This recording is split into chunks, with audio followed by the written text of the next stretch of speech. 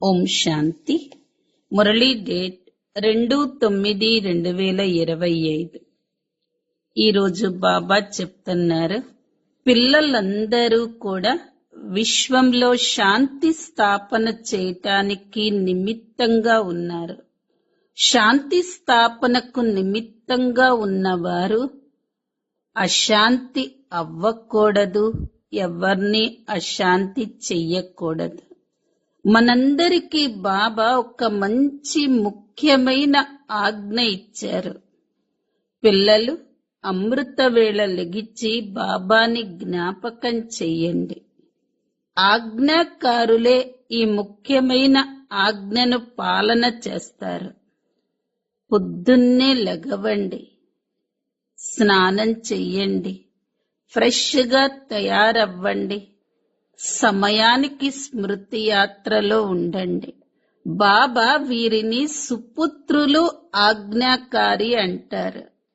ఆజ్ఞాకారి పిల్లలు సత్యుగంలో రాజులుగా అవుతారు. ఆజ్ఞని పాటించని వారు సేవకులుగా అవుతారు అంటున్నాడు బాబా.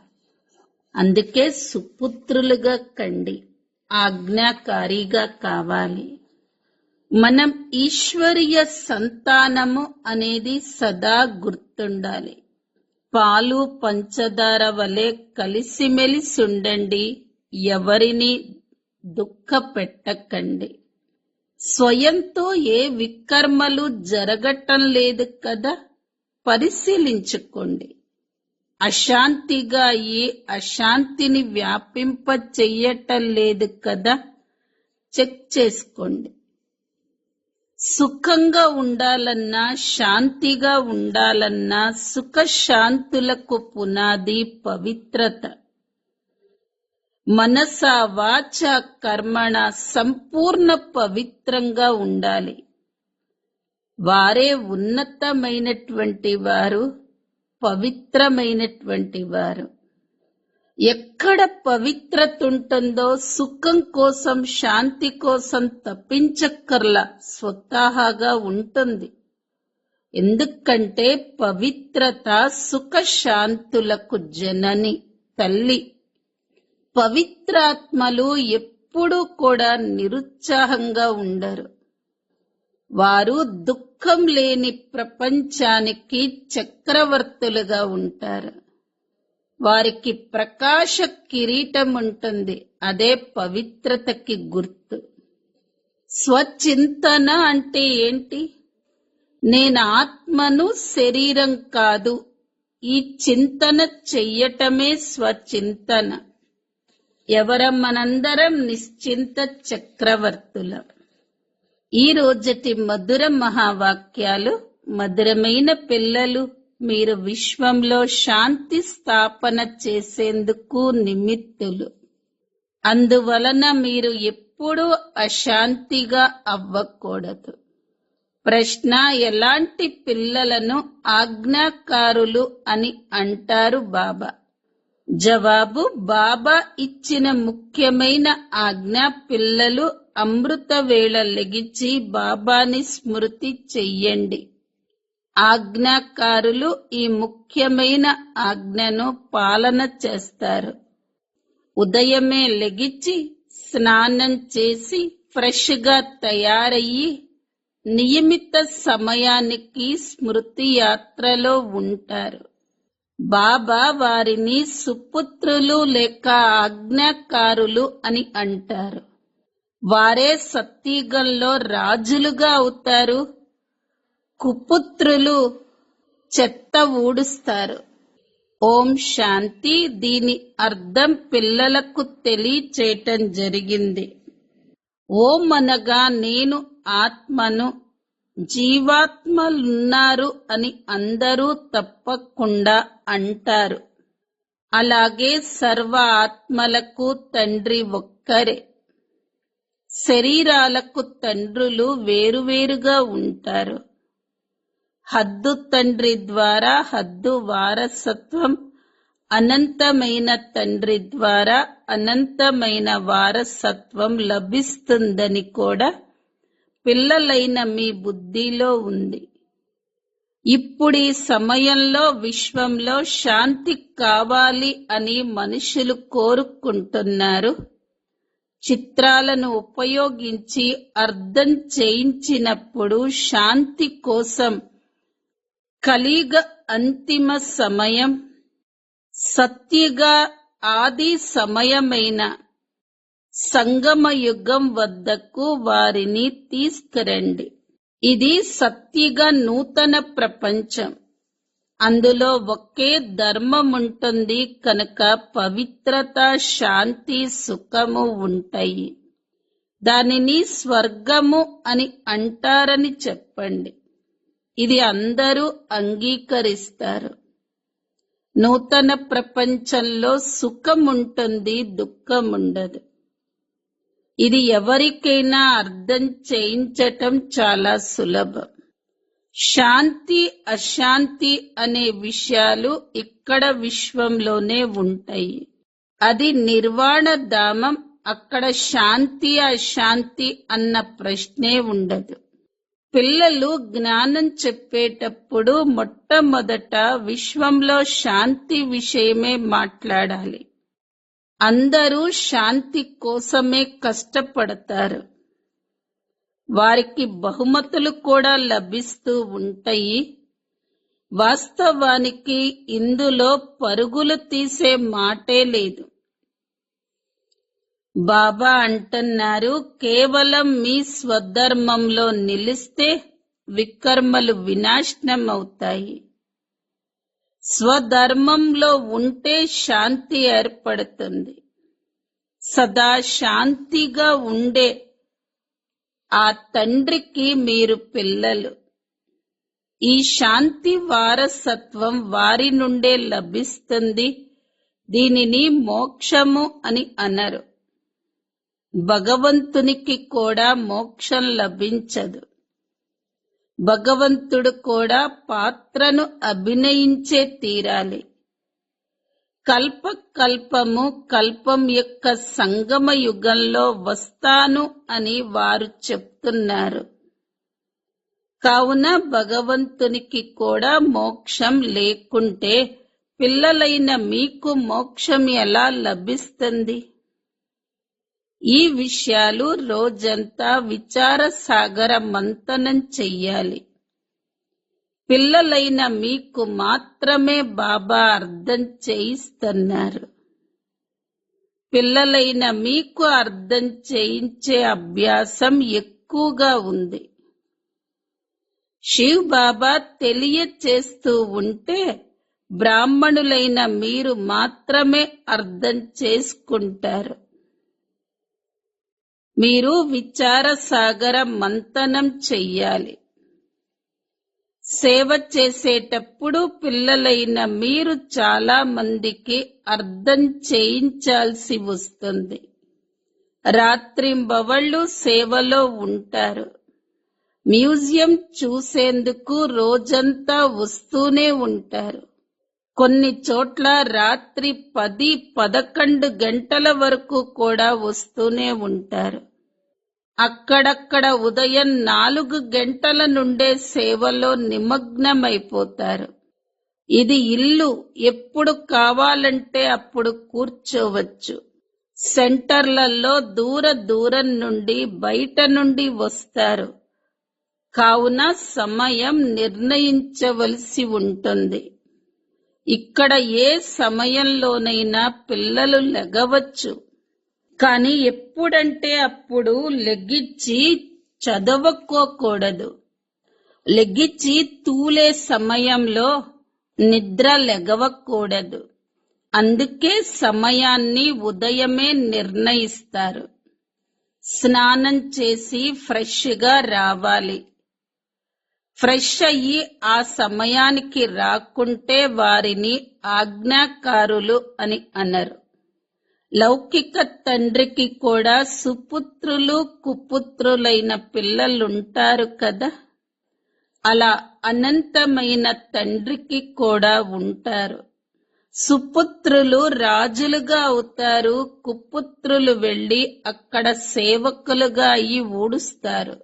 అంతా తెలిసిపోతుంది కదా. కృష్ణ జన్మాష్టమి గురించి అర్థం చేయించబడింది. కృష్ణుడు జన్మ జరిగినప్పుడు స్వర్గం ఉంటుంది, ఒకే రాజ్యం ఉంటుంది, విశ్వంలో శాంతి ఉంటుంది. స్వర్గంలో చాలా కొద్ది మంది మనుషులు మాత్రమే ఉంటారు. అది నూతన ప్రపంచము. అక్కడ అశాంతి ఉండదు. ఒకే ధర్మం ఉన్నప్పుడు శాంతి ఉంటుంది. ఆ ధర్మాన్ని బాబా స్థాపన చేస్తారు. తర్వాత వేరువేరు ధర్మాలొస్తాయి. అప్పుడు అశాంతి అవుతుంది. అక్కడ ఉండేదే శాంతి. వారు 16 కళల సంపూర్ణులు కదా. చంద్రుడు కూడా సంపూర్ణమైనప్పుడు ఎంతో బాగా కనిపిస్తాడు. దానిని పౌర్ణమి అని అంటారు. త్రేతాయుగంలో 3/4 భాగం అంటారు. ఖండితమవుతుంది కదా, 2 కళలు తగ్గిపోతాయి. సంపూర్ణ శాంతి సత్యుగంలో ఉంటుంది. పాత సృష్టి 25% ఉన్న ఏదో ఒక అలజడ ఉంటుంది. 2 కళలు తగ్గినందుకు శోభ తగ్గిపోతుంది. స్వర్గంలో సంపూర్ణ శాంతి, నరకంలో సంపూర్ణ అశాంతి. ఇది మనుష్యులు విశ్వంలో శాంతిని కోరుకునే సమయం. విశ్వంలో శాంతి ఉండాలి అని నినాదాలు ఇంతకు ముందు లేవు. ఇప్పుడు ఆ నినాదాలు ఎందుకు వినిపిస్తున్నాయి అంటే ఇది విశ్వంలో శాంతి ఏర్పడే సమయం. విశ్వంలో శాంతి కావాలి అని ఆత్మ కోరుకుంటుంది. మనుషులు దేహ అభిమానంలో ఉన్నందున విశ్వంలో శాంతి స్థాపన అవ్వాలి అని కేవలం నోటితో చెప్తూ ఉంటారు. ఇప్పుడు 84 జన్మలు పూర్తయ్యాయి. ఈ విషయాలు బాబానే వచ్చి అర్థం చేయిస్తున్నారు. అందరూ ఆ తండ్రినే స్మృతి చేస్తారు. వారు ఎప్పుడో ఏదో ఒక రూపంలో వచ్చి స్వర్గ స్థాపన చేస్తారు. వారి పేరే హెవెన్లీ గాడ్ ఫాదర్. వారు స్వర్గాన్ని ఎలా రచిస్తారో ఎవ్వరికీ తెలియదు. శ్రీకృష్ణుడు రచించలేడు. వారిని దేవత అని అంటారు. మనుషులు దేవతలకు నమస్కరిస్తారు. వారిలో దైవీ గుణాలున్నాయి. అందువలన వారిని దేవతలు అని అంటారు. మంచి గుణాలు ఉన్న వారిని దేవతల వలె ఉన్నారు అని అంటారు కదా. పోట్లాడుకునే వారిని అసురుల వలె ఉన్నారు అని అంటారు. మనం అనంతమైన తండ్రి ముందు కూర్చొని ఉన్నామని పిల్లలైన మీకు తెలుసు. పిల్లల నడవడికలు ఎంతో బాగుండాలి. అజ్ఞాన కాలంలో కూడా బ్రహ్మా బాబా 6-7 కుటుంబాలు కలిసి ఉండటం చూశారు. పాలు పంచదార వలె కలిసి మెలిసి ఉంటారు. అక్కడక్కడ ఇంట్లో ఉండేది ఇద్దరైనా పోట్లాడుకుంటూ ఉంటారు. మీరు ఈశ్వరీయ సంతానం. చాలా కలిసి మెలిసి పాలు పంచదార వలె ఉండాలి. సత్యుగంలో అలా ఉంటారు. ఇక్కడ అలా ఉండటం మీరు నేర్చుకుంటున్నారు. కనుక చాలా ప్రేమగా ఉండాలి. బాబా అంటున్నారు, ఏ వికర్మ చెయ్యలేదు కదా, ఎవరికి దుఃఖాన్నివ్వలేదు కదా అని లోపల పరిశీలించుకోండి. ఇలా కూర్చొని ఎవరూ చెక్ చేసుకోరు. ఇవి బాగా అర్థం చేసుకోవలసిన విషయాలు. పిల్లలైన మీరు విశ్వంలో శాంతిని స్థాపించేవారు.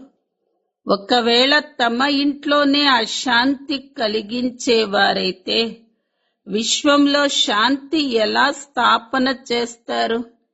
లౌకిక తండ్రిని తన కుమారుడు విసిగిస్తే వీడు చనిపోయినా బాగుండేది అని తండ్రి భావిస్తాడు. దేనికైనా అలవాటు పడితే అది పక్కా అయిపోతుంది. మనం అనంతమైన తండ్రి పిల్లలమని గుర్తుండదు. మనం విశ్వంలో శాంతి స్థాపన చెయ్యాలి. మీరు శివ్ బాబా పిల్లలు. ఒకవేళ అశాంతిగా అయితే శివ్ బాబా వద్దకు రండి. వారు వజ్రం, ఫలానా విధంగా శాంతి పొందొచ్చు అని వెంటనే యుక్తిని తెలియచేస్తారు.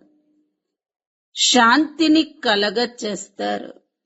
దైవీ నడవడికలు లేని వారు చాలా మంది ఉన్నారు. మీరిప్పుడు పూల ప్రపంచంలోకి వెళ్లేందుకు తయారవుతున్నారు. ఇది మురికి అపవిత్ర ప్రపంచం, వేశ్యాలయం. దీనిపై అసహ్యం ఏర్పడుతుంది. విశ్వమంతటా నూతన ప్రపంచంలో శాంతి ఉంటుంది. సంగమ యుగంలో ఉండదు. ఇక్కడ శాంతిగా అయ్యేందుకు పురుషార్థం చేస్తారు. పురుషార్థం పూర్తిగా చెయ్యకుంటే శిక్షలు అనుభవించవలసి ఉంటుంది. నాతో పాటు ధర్మరాజ్ కూడా ఉన్నారు కదా. లెక్కాచారాలు పూర్తి అయ్యే సమయం వచ్చినప్పుడు చాలా దెబ్బలు తింటారు. కర్మభోగం తప్పకుండా అనుభవించవలసి ఉంటుంది. రోగాలు కూడా కర్మభోగమే కదా. బాబా కంటే ఉన్నతులు ఎవరూ లేరు. బాబా అర్థం చేయిస్తున్నారు. పిల్లలు సుగంధ పుష్పాలుగా అయితే ఉన్నత పదవి పొందుతారు. లేకుంటే ఏ లాభము ఉండదు. తండ్రి అయిన భగవంతుడు ఎవరినైతే అర్ధకల్పం స్మృతి చేశామో వారి నుండే వారసత్వం తీసుకోకుంటే అటువంటి పిల్లలెందుకు పనికొస్తారు? కానీ డ్రామానుసారంగా ఇది తప్పకుండా జరగాలి. అర్థం చేయించే యుక్తులు చాలా ఉన్నాయి. విశ్వంలో శాంతి సత్యుగంలో ఉండేది. అక్కడ ఈ లక్ష్మీ నారాయణల రాజ్యం ఉండేది. ఇప్పుడు యుద్ధం కూడా తప్పకుండా జరుగుతుంది. ఎందుకంటే అశాంతిగా ఉంది కదా. కృష్ణుడు మళ్ళీ సత్యుగంలో వస్తాడు. కలియుగంలో దేవతల నీడ కూడా పడదు అని అంటారు. ఇప్పుడు ఈ విషయాలు పిల్లలైన మీరే వింటున్నారు. శివ్ బాబా మనల్ని చదివిస్తున్నారని మీకు తెలుసు. ధారణ చేసేందుకు ఆయువంతా పడుతుంది అని అంటారు. జీవితమంతా అర్థం చేయించినా అర్థం చేసుకోరు అని అంటారు కదా. అనంతమైన తండ్రి అంటున్నారు, మొట్టమొదట ముఖ్యమైన విషయాలు తెలియచెయ్యండి. జ్ఞానం వేరు, భక్తి వేరు. అర్ధకల్పం పగలు, అర్ధకల్పం రాత్రి. శాస్త్రాలలో కల్పం యొక్క పరిమితి శాస్త్రాలలో కల్పం యొక్క ఆయువునే తప్పుగా వ్రాసేశారు. అలాగైతే సగం సగం కూడా ఉండదు. మీలో ఎవరైతే శాస్త్రాలు మొదలైనవి చదవని వారుంటారో వారు చాలా బాగుంటారు. చదివి ఉంటే వారికి సంశయాలు వస్తూ ఉంటాయి, ప్రశ్నిస్తూ ఉంటారు. వాస్తవానికి వానప్రస్థ అవస్థ వచ్చినప్పుడు భగవంతుని స్మృతి చేస్తూ ఉంటారు. ఎవరో ఒకరి సలహా ద్వారా స్మృతి చేస్తారు. తర్వాత గురువు ఎలా నేర్పిస్తే అలా చేస్తారు. భక్తి కూడా నేర్పిస్తారు. భక్తి నేర్పలేని వారెవరూ ఉండరు. వారిలో భక్తి యొక్క శక్తి ఉంది. అందుకే ఇంతమంది శిష్యులు ఏర్పడ్డారు. ఆ శిష్యులను భక్తులకు పూజారులు అని అంటారు. ఆ శిష్యులను గురువులకు పూజారులు అంటారు. ఆ శిష్యులను గురువులకు పూజారులు అని అంటారు. ఇక్కడ అందరూ పూజారులే. అక్కడ పూజారులెవరూ ఉండరు. భగవంతుడు ఎప్పుడూ పూజారిగా అవ్వడు. అనేక పాయింట్లు అర్థం చేయించబడుతున్నాయి. నెమ్మది నెమ్మదిగా పిల్లలైన మీకు కూడా అర్థం చేయించే శక్తి వస్తుంది. ఇప్పుడు మీరు కృష్ణుడు వస్తున్నాడని తెలియచేస్తారు. సత్యుగంలో కృష్ణుడు తప్పనిసరిగా ఉంటాడు. లేకుంటే ప్రపంచ చరిత్ర భూగోళాలు ఎలా రిపీట్ అవుతాయి? కేవలం ఒక్క కృష్ణుడు మాత్రమే ఉండడు. యథా రాజా రాణి తథా ప్రజలందరూ ఉంటారు కదా.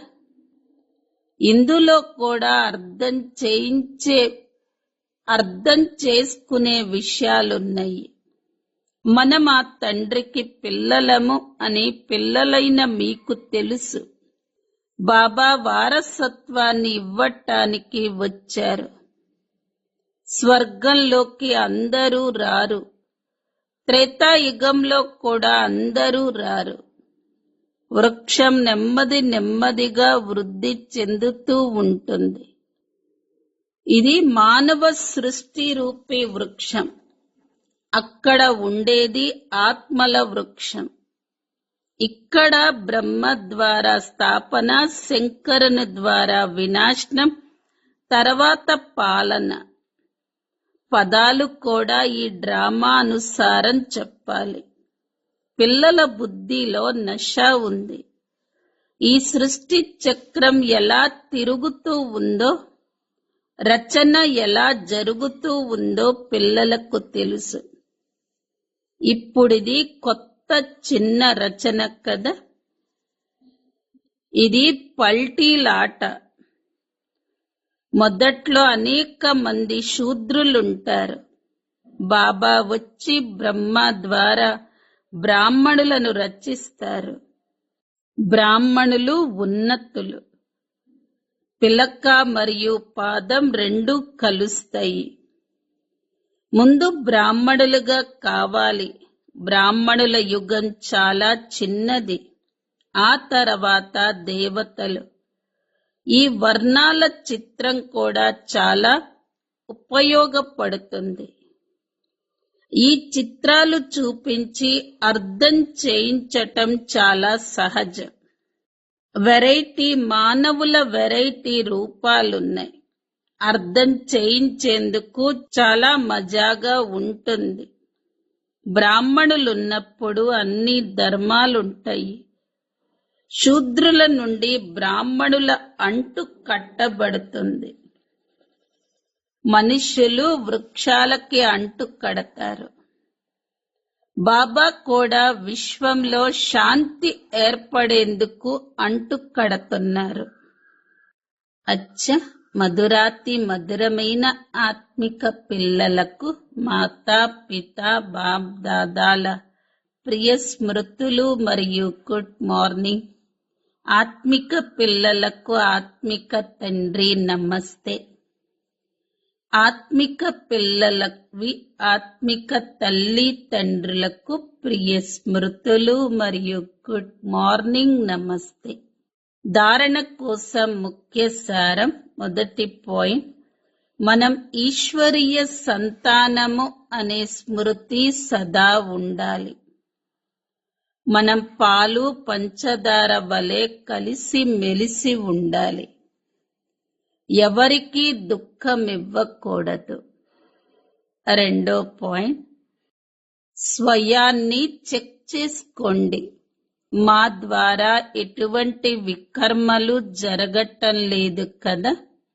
అశాంతిగా అయ్యి అశాంతిని వ్యాపింపచేసే అలవాటు లేదు కదా అని చెక్ చేసుకోండి. వరదానం: పవిత్రతా శక్తి ద్వారా సదా సుఖ ప్రపంచంలో ఉండే దుఃఖం లేని పురానికి చక్రవర్తి భవ. సుఖ శాంతులకు పునాది పవిత్రత.